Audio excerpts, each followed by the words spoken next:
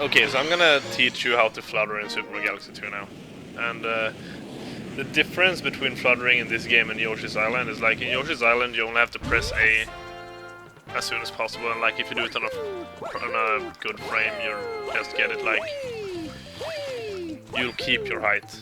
I don't think you can gain any height unless you like use enemies and shit to bounce off. But you try to keep your height, and it's really hard. In this game you don't have to do that. So like the general idea of fluttering is like Yoshi has this animation where he like goes upwards a little bit, and after that you can continue fluttering. But like the soonest you can do it is like there.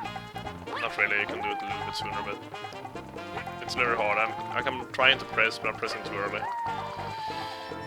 So like, yeah, that's like the soonest you can do it without interrupting the animation.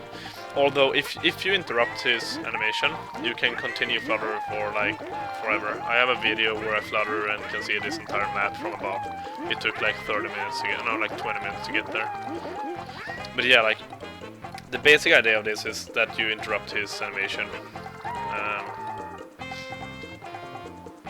You don't always lose height, no. You can gain height, as I'm showing right now. And what I'm doing is that I hold A, and then I interrupt it by pressing C. C is like where you crouch. Like in Franker C, not the ABC, but the Franker CC. The Z. And the timing for this is kind of weird, because I cannot just like hold A and then release A and press it and then try it again, because that won't work. Like that doesn't work.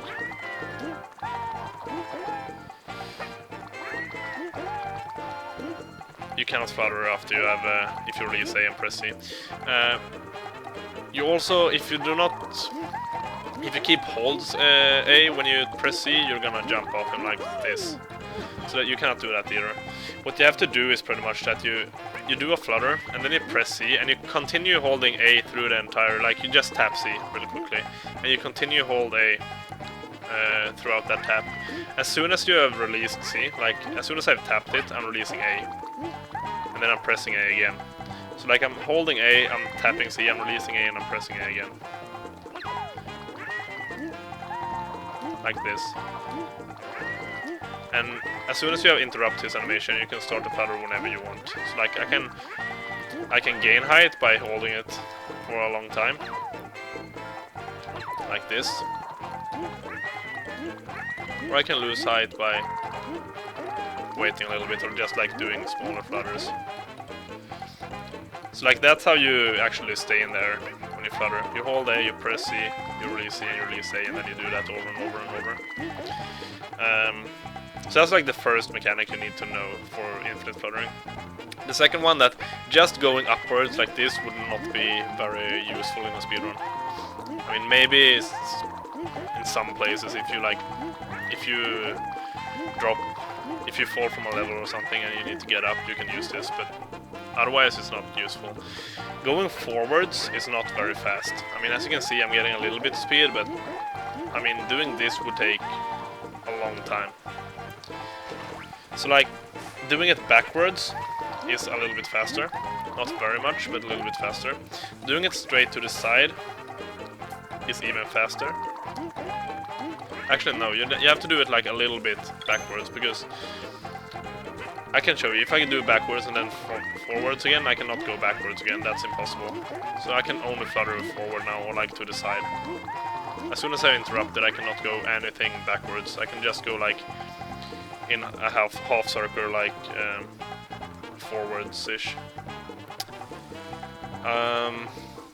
Anyways, like going straight to the side is doable. Like if you do it a pixel more to the back and then to the front, that gives you a pretty good speed. But like the most speed you get from doing like in an angled backwards position. Like if you imagine a clock where Yoshi is facing is 12 o'clock, and like 1, 2, 3, 4, 5, 6, 7, 8, 9, 10, 11, 12, 1, 2, 3. Yeah, you get it. Like 3 is to the side, 6 is backwards.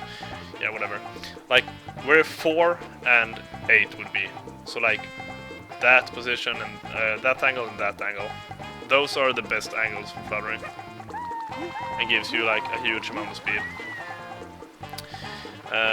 Recently it was also discovered that if you do a head shake before you start the flutter, you can go even faster. Like to begin with it seems about the same, but later on it's like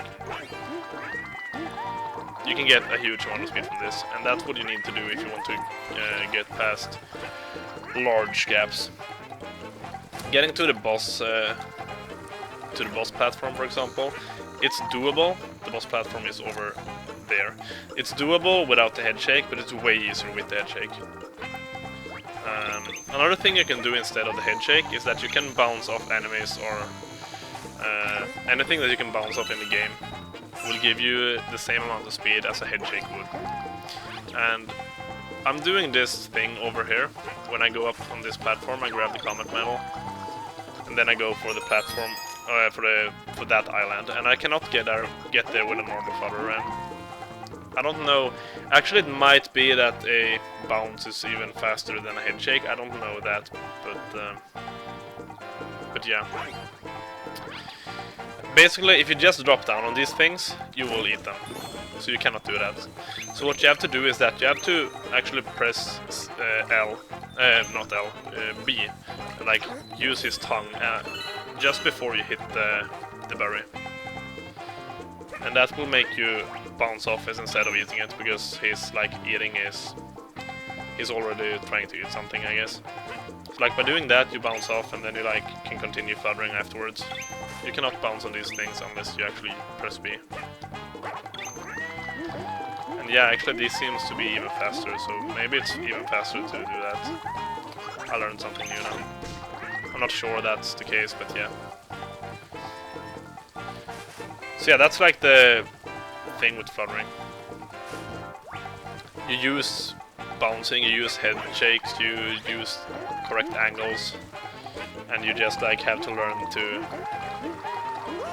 press the buttons in the right order and at the right time, which takes like an hour to learn and like a few days to be very good at. And yeah, I mean I've been running this game for 1.5 years, I think. Not consistently. I've like taken breaks and shit, but I still fall off sometimes doing that, and I can't start flutters after head shaking and shit like that because I'm bad. But that's the idea of fluttering. So if you want to speedrun this game, I will probably highlight this so people can learn how to flutter.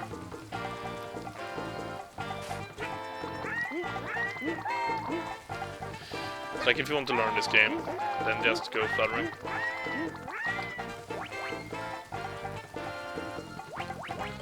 Am I doing a flutter like that? By doing the head shake, as I said, oh shit. By doing a head shake, you can cover a huge gap, so you can just like go straight to the boss platform, although the boss isn't there right now. Oh, that's another thing. When the camera changes like that, you have to follow the camera with Yoshi, with the controller stick, I mean. So like when the camera moves from facing that island to facing this island, I have to like go with my controller stick and follow the camera around, so I still have the controller stick in the same angle, depending on Yoshi's direction that I had before the camera changed. So you cannot just hold down right and think that you will get there, because you will stop sooner or later. Also, I haven't talked about that, and I don't have Yoshi to say it either, but when you have done the flutter for like 10 seconds or so, you cannot go any further. He will stop. Yoshi will stop in midair and nothing else will happen. Like you can flutter very slowly to the side or forward, but not backwards, for the same reason as I explained earlier.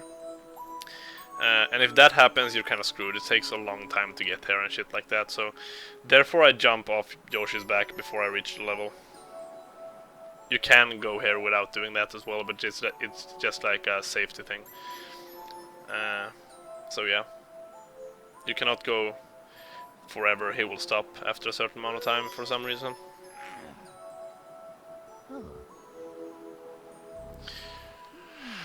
Hylian Soup, I will highlight this so you can watch my video later on. If you haven't followed me, you can follow me and the highlight should come up later on. But yeah, that's the mechanics and the basics of Yoshi fluttering. It's like, it takes some time to get good at, but it's very useful in this run. Unfortunately, Yoshi isn't in all the levels. If he would be, this game would be like 1 hour long. Not really, but like it would be...